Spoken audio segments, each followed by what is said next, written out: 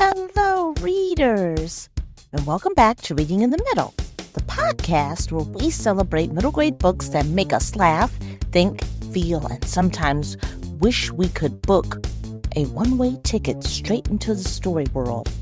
I'm your host, Annisha Jeffries, and listeners, today we are going to the moon. I'm so excited to welcome back Jennifer Ann Richter to the podcast to talk about her brand new middle grade novel, The Star of Moon Village. Set in 2079, this story follows 12-year-old Priscilla Cobb, an inspiring Black scientist who gets selected for the first ever student research voyage to Moon Village. Dun, dun, dun, dun. Priscilla is ready for science, discovery, lunar labs, and the chance to honor her late mother's legacy as a planetary scientist. What she's not ready for?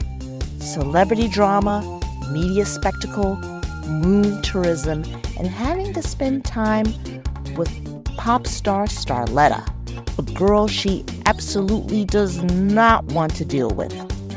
This book has so much packed into it: friendship, rivalries, STEM, middle grade, emotions, anti-gravity adventures, and some really thoughtful conversations about what happens when science and entertainment collide. What I love most about it is what's underneath all the futuristic Moon Village excitement. This story still feels deeply human and incredibly relatable. Also, I'm not gonna lie, listeners, after reading this book, I kind of want to go to Moon Village. And guess what? I want it to be real.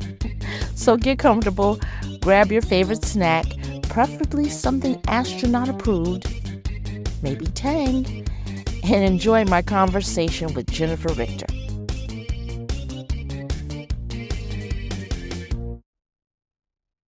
Jennifer, hi. Welcome back to Reading in the Middle. How are you today? Hi, how are you? I'm glad to be back. This is great. I'm excited. Oh, me too. I'm so happy that we were able to connect again, especially your book, which was released this year in January, The Star of Moon Village. Jennifer, if possible, could you just give our listeners like a brief summary of your book? Sure. See if I can remember my little elevator pitch. But it's basically it takes place in the future, 2079, so near future. And it's about the first student voyage or young people's voyage to the moon. There's a scientific village called Moon Village that's expanding. And it's expanding in a way that's a little controversial because they're moving the science a little bit to the back and making it a resort and entertainment center. So the main character, Priscilla, she's all about the science. She wins a spot on this trip that is sponsored by it's NASA, but it's the North American, what did I make it? I have to look in the book again. North American Space Administration, Space Agency. So it's Mexico, Canada, and the United States. So there's kids from all over. And Priscilla's the youngest. Mm-hmm. So that she actually gets some more attention because she's going to be the youngest on this voyage. But when she gets there, things aren't exactly what she imagined. I mean, it's great, but yeah, she starts seeing signs that the entertainment is taking over. And there's a special celebrity guest that gets revealed. I don't want to reveal too much, but it's someone that she actually has a little bit of history with. Brief history, but one that stuck in her mind and she never really got over. So now she has to share this trip with this celebrity, teen celebrity, older teen celebrity. And then that's how things spiral kind of out of control for her trip.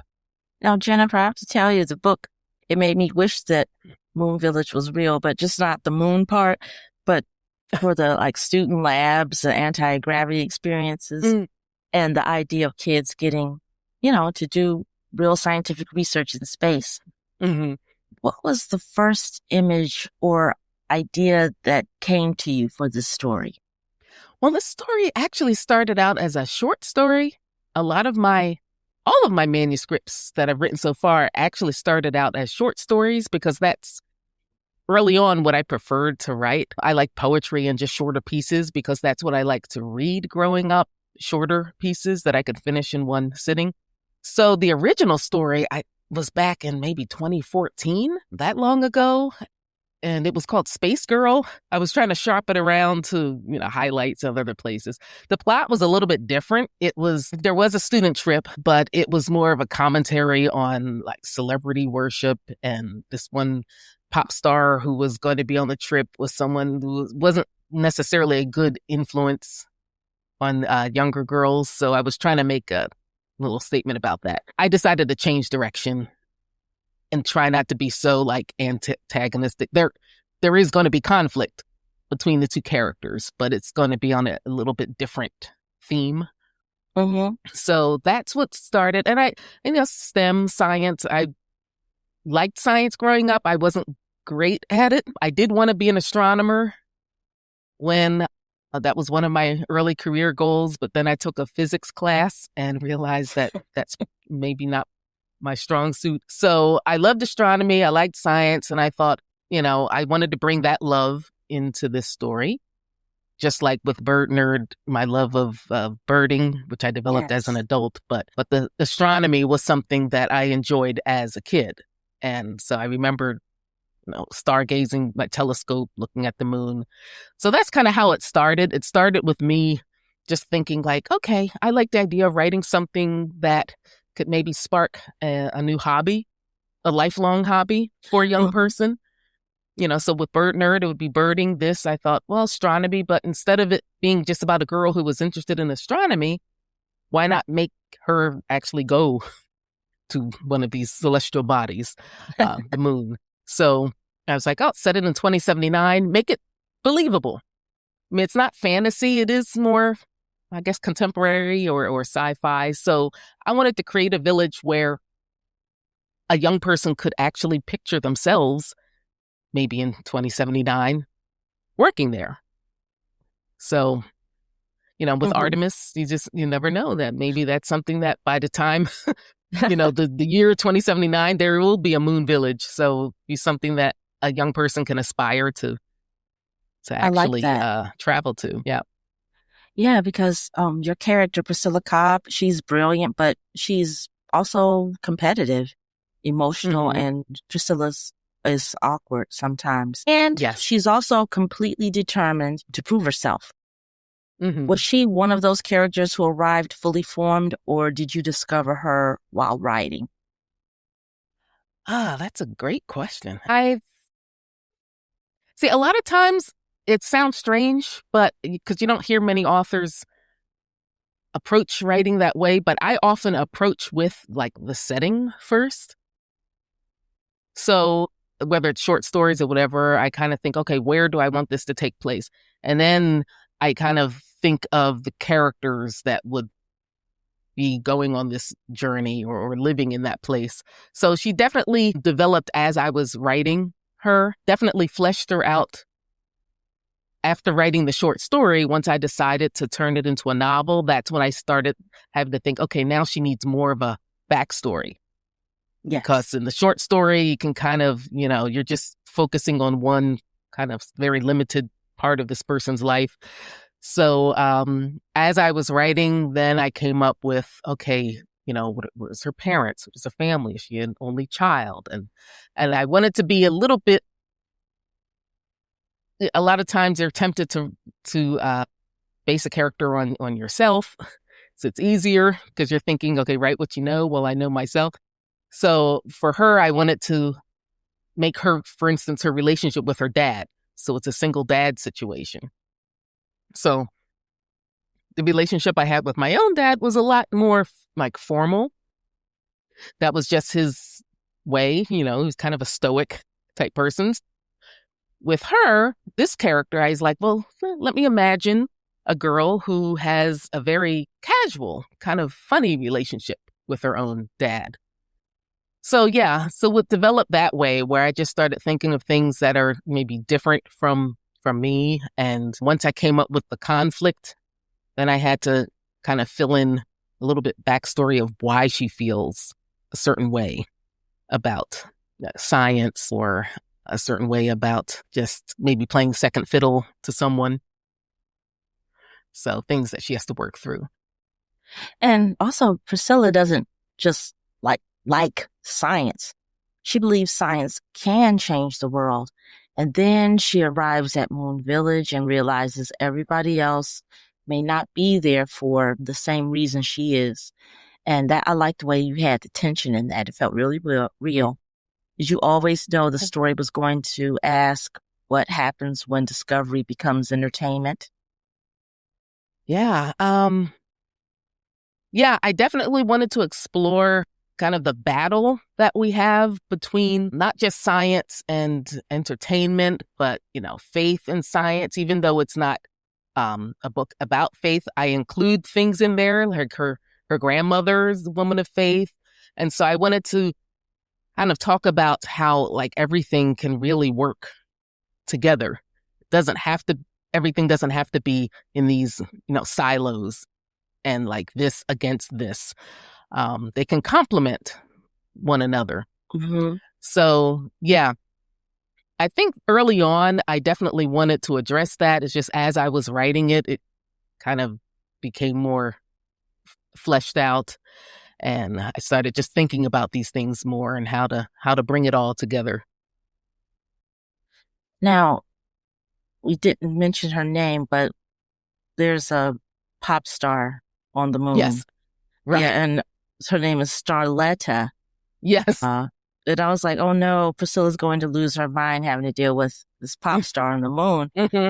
Then their relationship becomes much more layered and complicated. Did you enjoy writing those moments where they completely misunderstand each other? Yeah, I definitely enjoyed that. And I mean, since I had been working on this off and on for 10 years or so. So this novel had so many different versions. And there was an earlier version where I actually had it in dual POV, point of view. So I would have Priscilla, a couple of Priscilla chapters, and then a couple of Starletta chapters. And although it just didn't quite work because it would kind of take you out of the action a little too much, maybe someone else would have been able to, but I just felt like it wasn't working for me. But I do have so much backstory of Starletta that I wish I could have put in there because I had written a whole story about Starletta. So I enjoyed being able to, put them together and have them finally have them meet. But of course, this is all from Priscilla's perspective. So I had to figure out a way to write it where I'm seeing everything through Priscilla, where Starletta doesn't have her own little chapters to shine. But it was fun working that out. I see something in the future, maybe, something with Starletta in her. I know. I started, I thought this is going to be a one-off because I don't consider myself a sci-fi writer. I mean, I consider it a contemporary story that's just in the framework of, near future setting. Mm-hmm. But then I started thinking, I can imagine lots of other things happening in that world, and could imagine even Priscilla and Starletta teaming up for something. Mm-hmm. Maybe not on the moon, because I did introduce the fact that there's these space hotels that are already in existence that are just orbiting the Earth. So maybe, or maybe there's an asteroid. No, I don't know about that. But I can see how they could. Yeah, I do miss the characters. After it's done, it's like, oh, wow, that's it. So they're out of my life. But maybe they can come back. Mm-hmm, yeah. They could come back. Never know. Great. Now, Jennifer, I have to ask about the hairstyling robot because that might have been one of my favorite details. One of those, I love that Priscilla's scientific creativity is influenced by her uncle's work as a hairdresser. Right. Yes. Celebrity or hairdresser to the stars. Yeah, hairdresser to the stars. Yep. And that's wonderful because that connection between STEM and art. Yes. Feels fresh. So where did that idea come from for you? That, I have to say, all props have to go to a friend of mine, a writing friend from an early critique group. Her name was Julia Malakoff. And I can remember we were sitting at a cafe, and I don't know if we were just exchanging manuscripts or we were just chatting. And she was just like, what if it was like a robot, like a hairstyling robot? And that's where it took off. So I'm like, that's actually a good idea. I can work that in there. So she gets the credit for that. And I just had to work it into the story. So I just made it that this society is very hair oriented. And that's another thing that Priscilla really doesn't like because she thinks that's frivolous. But her uncle is he used to be not a robo-car, a hover car mechanic, but he switched to hairstyling because it was more lucrative. So she still had that connection. So she couldn't totally hate that whole obsession with hair because her uncle, who she likes, was a hairstylist. Mm-hmm. So I thought, well, how does she work the STEM, the science in that? Well, she'll create a hairstyling robot and, among other things, she likes to do a lot of different things. And that's what she was going to bring to the moon because the students can do a student demo day where they get to show all the scientists their work. So she decides she's going to bring that, although she has some issues. I don't want to spill that, but doesn't always go as planned. So yeah, my friend gave me that idea and then I just ran with it and I'm so glad that worked out. I loved it. And listeners, you'll love it too when you read it as well. Thanks. And Jennifer, if I'm pronouncing this right, Hoshiko? Yes. Yep, that's a grounding presence in the story. Every time she appeared, I felt like the emotional temperature of the book shifted a little. Mm-hmm. What did you love most about writing her? I liked giving Priscilla a group of friends. So Hoshiko's the first one. She's from Canada. And they meet during one of the trials because the students had to go through a certain amount of pass different tests to be chosen for the moon. And the last one was this in-person thing. So that's where she meets Hoshiko. And they hit it off. Even though Priscilla's the youngest, Hoshiko's a little bit older, but she just can relate to Priscilla more. It just seemed like just their personalities clicked. So we have her, and then there's a few other that they just kind of become a little group that would travel together. I wouldn't call them the outcasts, but they're definitely not the coolest. They're a little bit younger, and they're the travelers, the students that are not the ones that are like inner circle type. I agree because there's such a strong middle school feeling running through the novel, wanting adults to take your ideas seriously, wanting to belong, wanting people to see you for who you really are. Did writing this book bring you back to your own middle school years? It did a little. No, it's interesting because I write for children, but I don't have children.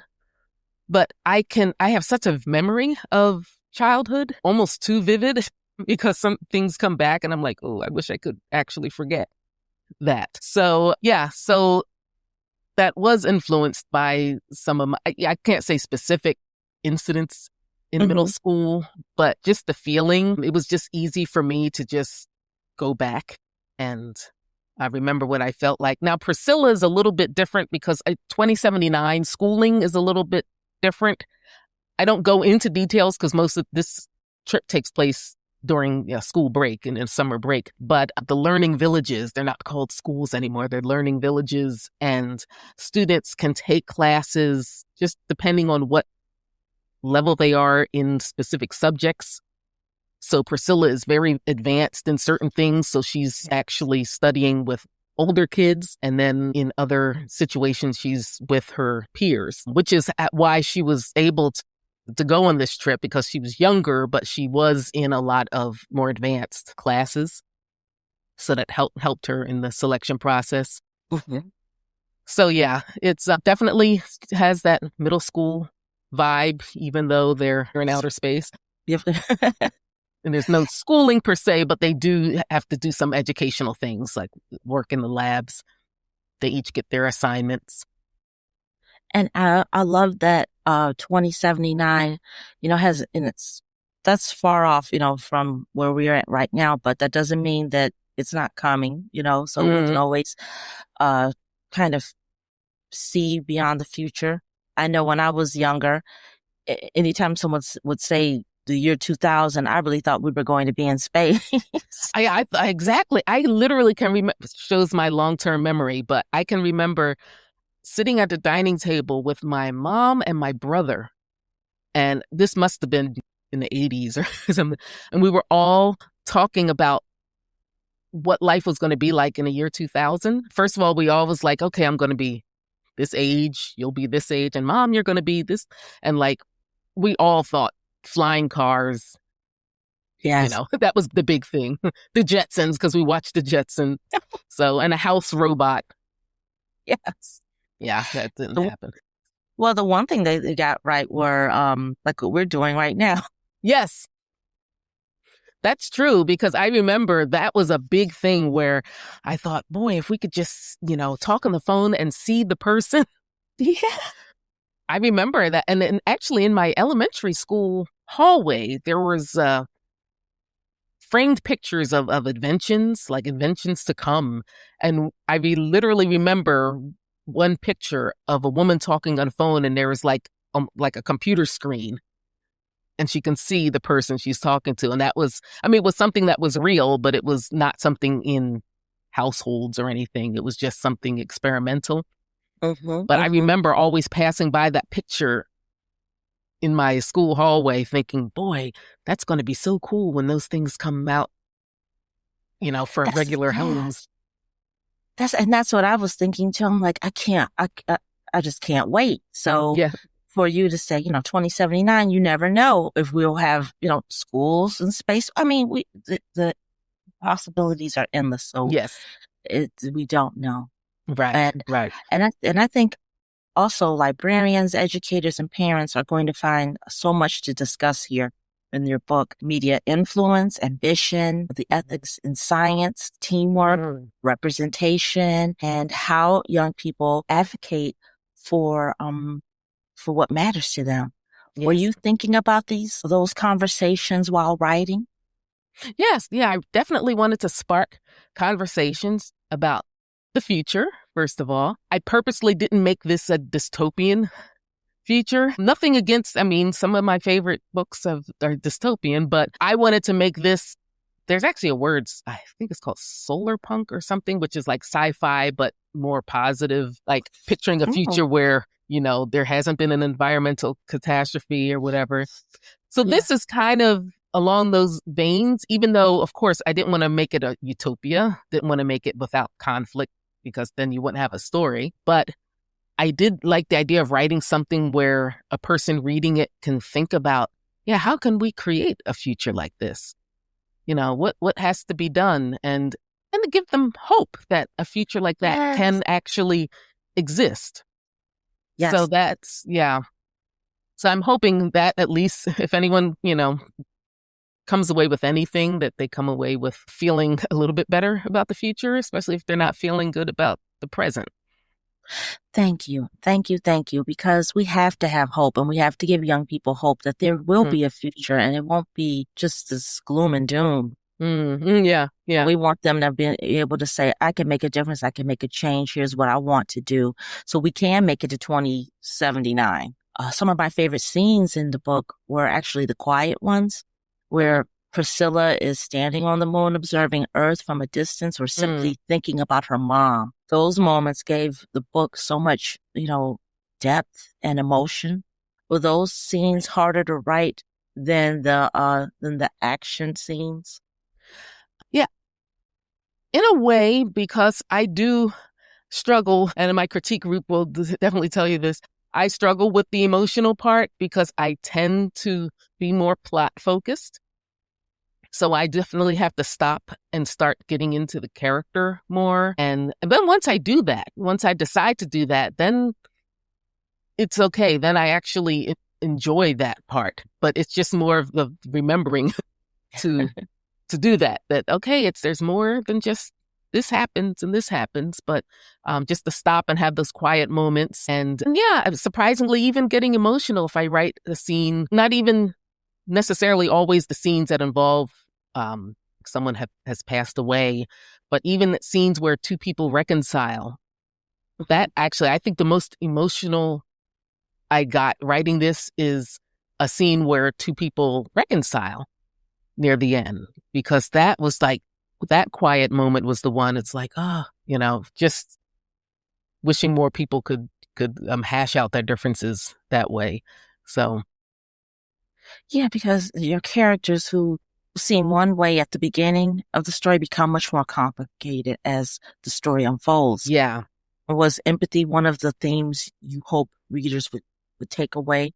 Yes, definitely. Because people have, perceptions of others, just based on, what they think a person is like who has this type of occupation or comes from this background. They're going to be like this. So I wanted to kind of chip at that a little bit, break it down, and realize that you can't put people in a box. So there's a lot of that in the story where people are just either put themselves in a box, like I'm this and that's all I am, and she's that, that's all she is. Mm-hmm. I wanted people to think about, well, people are multi-dimensional. They're not all one thing. And, if you just get to know people and not just write them off because of how you perceive people of that ilk to be, you can actually come to some understanding. You might not become the best of friends or anything, but you can at least understand the person and not hate them. So yeah, and that's always good, to get, as they would say when I was growing up, live in someone else's shoes for a while, or understand, where someone else is coming from, so you can get an understanding of who they are. Right. So that's very important. So once readers close the book feeling inspired, emotional, and suddenly curious about science all at once, what would that mean to you? Oh, yeah, that would mean a lot because that's basically what I was aiming at. And I would just hope people will be inspired to start exploring things on their own about science. I mean, you go to NASA's website, they have even like a kids section, kids zone, where you can play games about space and learn about space. There's citizen science projects that you can look for. And I remember doing one a few years ago where I was somehow looking up solar flares. I don't know I didn't do it for that long, but you looked at images that were being sent back and you had to identify whether there was a solar flare. And I don't know if my eyes were good enough for that. I'm wondering if that's where I came up with there's the restaurant in Moon Village, and one of the dishes was spaghetti with solar flare sauce. I might have been thinking of that project. But yeah, if it can inspire people to go and then maybe read up on Artemis. So we just had the Artemis moon flyby. So, that would be great if people follow that, the next couple of launches and the launch where they actually land on the moon. Yeah, be great if you can show our support. I agree. And so listeners, when you go to the podcast show notes, I will put some resources, some from NASA, and like we mentioned before, those resources that you mentioned, I'll add those to the show notes. So, great. You can go and check those out. Good. Now, Jennifer, and you've been here before, and that I like to ask rapid fire questions. Okay, because I'm bad at rapid fire answers, but we'll see. No, that's okay. No, I'm not. Okay. No, it's just the first thing that comes to mind when I ask a question. So, are you ready? Yes. Okay. Moon Village, you just mentioned this. Moon Village cafeteria food, yes or no? Yes. Because that solar flare sauce sounded really good. Yeah, spicy. Yeah. Yeah. Which character would absolutely get in trouble for breaking Moon Village rules first? Sam, one of the boys that is in their little group. Favorite Moon Village location? The Botanical Garden. Oh. Yeah. Dr. Stein's Botanical Garden. Yeah. Which character surprised you the most while writing? Ooh, surprised me. I would say Priscilla, but surprised me. I can't think of anything quickly. I'll say Starletta. Okay. Yeah. Yes. Yeah. Because okay. Maybe your book and her POV.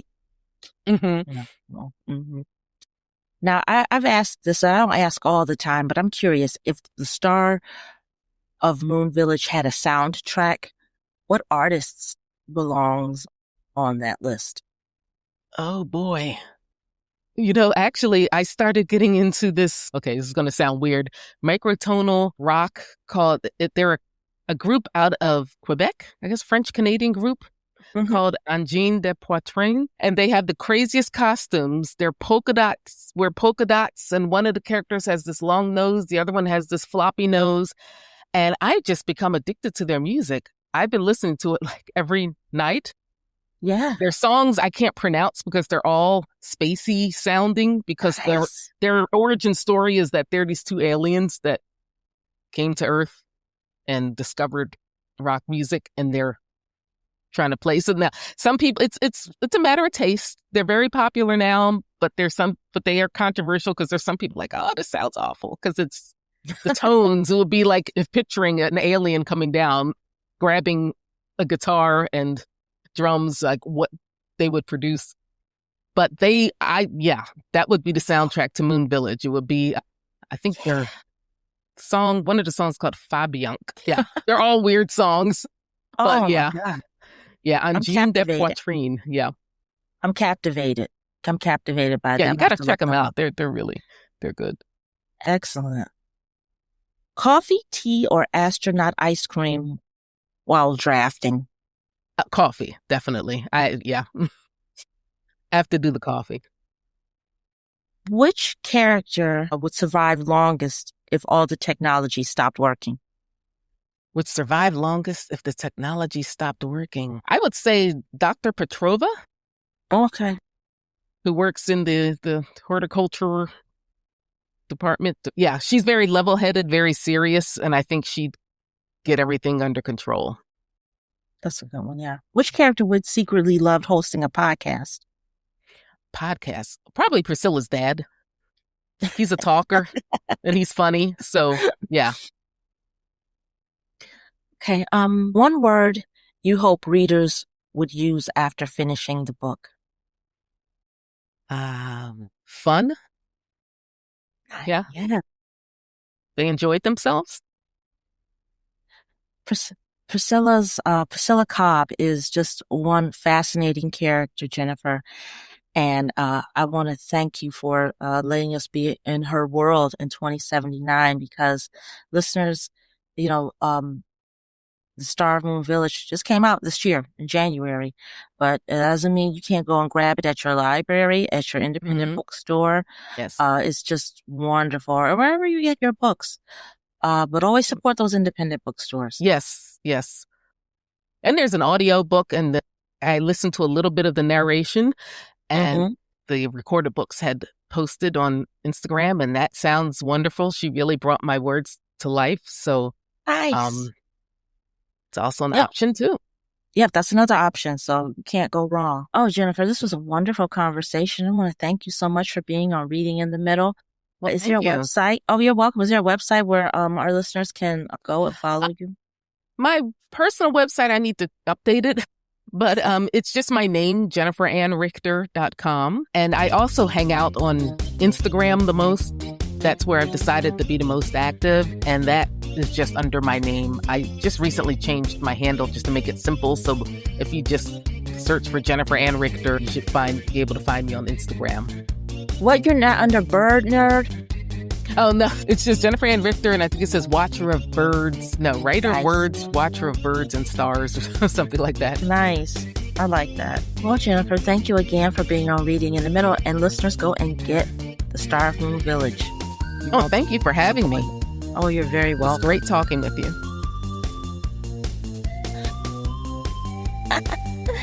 Thank you so much, Jennifer, for joining me on Reading in the Middle and for giving us a ticket to Moon Village.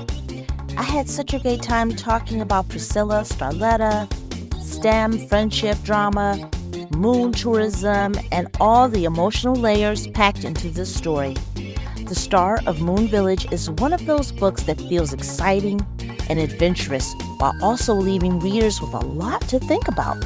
And I know middle grade readers, librarians, educators, and families are going to have some fantastic conversations after finishing it. If you enjoyed today's episode, as always, be sure to subscribe to Reading in the Middle, Share the podcast with a fellow reader, teacher, librarian, or sci-fi fan, and follow along with more conversations with authors creating unforgettable stories for young readers. Until next time, keep reading, keep wondering, and maybe start preparing for your future Moon Village application.